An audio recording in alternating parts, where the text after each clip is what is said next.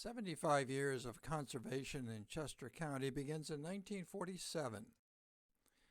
The county was a much different place then. 74% of the land was in farming, and of that 60% was cropland. Nearly 70,000 cattle, beef, and milk cows roamed the county's pastures. The 153,000 residents lived mostly in villages, small towns, and boroughs. The industrial backbone of the county were the steel mills in Coatesville and the paper mills in Downingtown. But mostly the county was farms, some 3,800 of them. But when you look beyond the bucolic scene in 1947, there were problems on the land.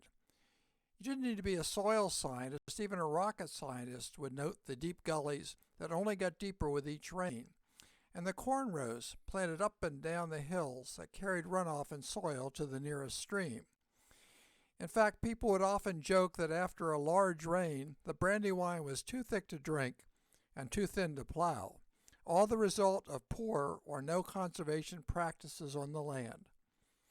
One enterprising landowner even had a novel method of removing the soil that ended up on his property after every rain. In 1947, the two-year-old Brandywine Valley Association understood that putting good conservation practices on the farmland would help to improve water quality in the streams. So they went to the Chester County Commissioners and encouraged them to create a conservation district, which the Commissioners did in 1947 by forming the Chester County Soil Conservation District. 5 directors were appointed along with associate directors to lead the new conservation district. A major benefit of having a conservation district was the ability to access the technical assistance of the Soil Conservation Service, now the Natural Resources Conservation Service. Technicians helped farmers to apply conservation practices such as contour strips, which could be installed with equipment most farmers already owned. Contour strips caught on fast and are one of the most cost-effective conservation practices a farmer can employ, slowing runoff to a walk and keeping soil in place. The district realized that to get the attention of farmers, a demonstration of conservation practices would be effective and held a 2-day event in 1948 at a farm near Coatesville. To show support, the first chief of the Soil Conservation Service, Dr. Hugh Hammond Bennett, joined the nearly 10,000 landowners who attended the event and learned how conservation practices could be installed on their farms. The event jump-started conservation in Chester County. In just the first year, over 400 farmers signed up to be cooperators, and in 5 years the number had reached 1,200. And the results of installing conservation practices were quickly measured. After just 5 years, runoff and sediment were dramatically reduced as measured by before and after sampling. Conservation plans continued to be written and updated, and over time, equipment to install practices became more efficient. But the practices are little changed, a testimonial to the endurance and effectiveness of the design. Farming practices were beginning to change too. More than 50 years ago, no-till farming practices began, further improving conservation on the farms. To make no-till planting available to more farmers in Chester County, the district provides a horse-drawn no-till corn planter to farmers in Honeybrook and Oxford areas. Manure management has changed as well. What was once a regular, sometimes daily chore has been changed by the addition of manure storage tanks that now permit the farmer to apply manure when most needed in accordance with a manure management plan. Livestock management practices have improved as well. We can only imagine what these sheepish-looking cows are doing, but whatever it is, it's not good for the cows and it's not good for the stream. Keeping the cows out of the stream is simple and economical. A fence will do the job and can be installed using several programs that cost-share this practice. To allow the cows to move between pastures, livestock crossings can be installed, and the cows quickly learn the routes. On farms with horses, the crossings can prevent bank erosion and use a different base material to give the horses better traction. Where animals gather in large numbers, a heavy use area can occur, which can lead to runoff and soil loss. This can be managed by removing some soil, installing a geotextile layer, and then covering with stone. Mushroom farming is a major agricultural and economic activity in Chester County. In 1999, the district created the Mushroom Farm Conservationist position to bring technical and financial support to the mushroom growers. Runoff from composting wharves is captured in holding tanks where it can be used back on the compost or irrigated onto the land. Spent compost can be aged under controlled conditions and then used in landscape conditioners. By the early 1970s, Chester County was changing rapidly. The population had doubled to nearly 300,000, which meant more houses and fewer farms. Since 1947, the number of farms had dropped from 3,800 to 1,800. Farmland was changing to residential and commercial uses, and with this change came more impervious surfaces, resulting in increased runoff and soil loss. This time it was not the farms, but the urbanization that needed new practices. By the early 1970s, the Conservation District began reviewing erosion and sediment plans and encouraged practices such as silt fencing at construction projects, or more commonly today, the use of silt socks to trap sediment. Detention basins are another practice common on new construction projects. These basins hold runoff and release the water at a controlled rate to reduce the flooding impact on areas downstream. Some impervious areas are especially challenging, such as large parking areas, a lot in a commercial center. Few, if any, people parking here realize that the detention basin is just underneath them. Water is collected, then conducted to pipes that drain into the crushed stone infiltration base. Streets in the county's boroughs are another stormwater challenge.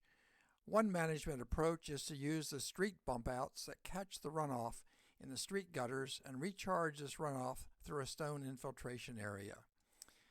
Through the state low-volume road program administered by the district, lightly traveled roads can be use a more porous surface, and an infiltration layer below to reduce runoff. On an individual level, houses can take the roof runoff and pipe it underground to an infiltration bed.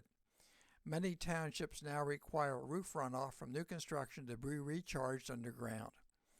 Rain barrels are a popular method to catch water from roofs and then use it for watering plants and trees, or as a water supply for a community garden. Rain gardens are becoming a more common landscape feature, which can hold and recharge runoff while being an attractive addition to the property. Even with all the controls and practices noted, large storms that come fast and furious are going to generate runoff that will erode stream banks that are not stable. To help reduce stream bank erosion, the district in 2008 received one of the first Penvest grants to address this problem. A 2,000-foot stretch of the Upper Doe Run in the Brandywine watershed was restored by removing sediment in the floodplain and realigning the stream. The restored stream is connected to the floodplain, which handles higher flows without erosion. In 2009, the district received one of the first Watershed Renaissance grants from the Pennsylvania Department of Environmental Protection, used to restore nearly a mile of Plum Run, a tributary to the Brandywine near Westchester. The project took a stream that was a scar on the landscape and made it a functional and attractive asset, minimizing erosion and protecting the stream banks.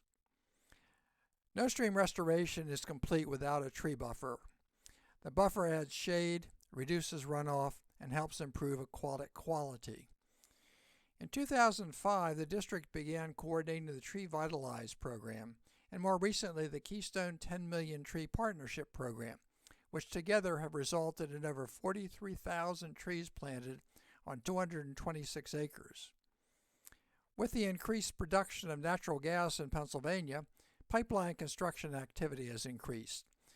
Crossing streams with pipelines presents challenges to control sedimentation into the stream, and in the pipeline right-of-ways as well. The district provided review of plans and oversight of operations to ensure that water quality was protected during and after the construction. With all of these improvements on the land and along the streams, we should expect to see improved water quality. In Chester County, stream studies began in 1948 by Dr. Ruth Patrick and the Academy of Natural Sciences. In 1969, the U.S. Geological Survey began annual water quality studies in all the watersheds of Chester County.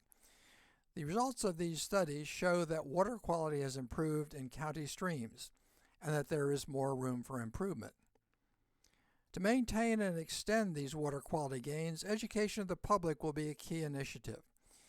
In past years, Farm City Days brought to the farms people who spend most of their lives in an urban setting to see farming practices and conservation in action.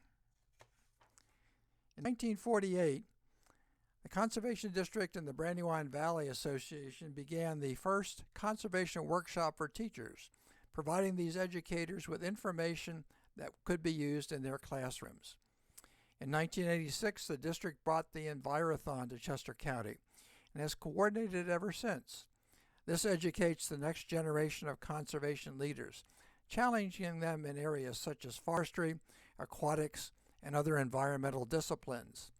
At the end of the competition, the county champion is crowned and can then compete further in state and national championships.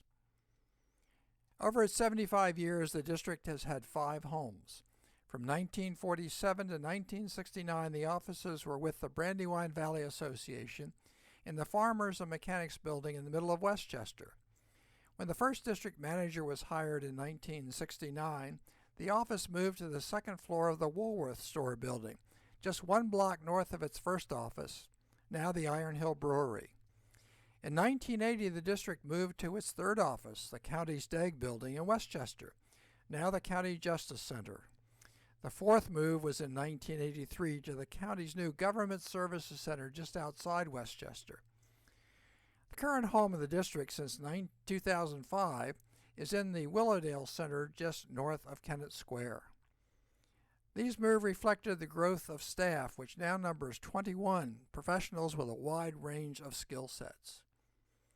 In its 75 years, the district has had just 4 leaders.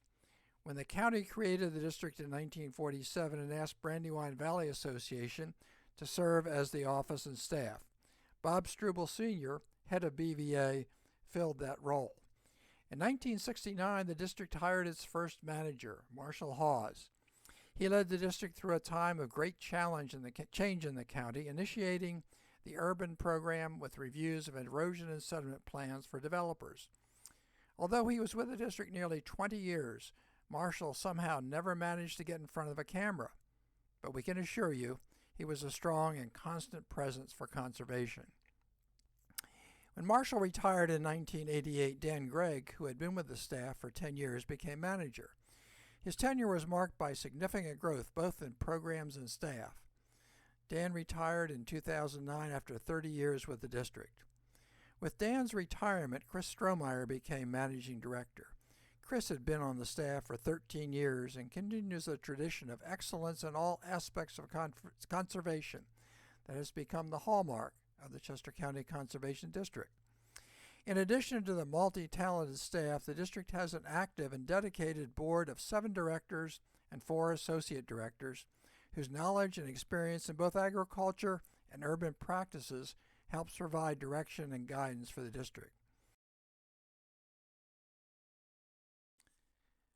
As the sun rises on its next chapter, the Chester County Conservation District will continue the important mission of conserving soil for clean water. For conservation is really managing our precious natural resources so that we can pass these on to future generations in equal or better quality and quantity than we received them. So with the experience of 75 years and the support of our many partners, the Chester County Conservation District will do just that.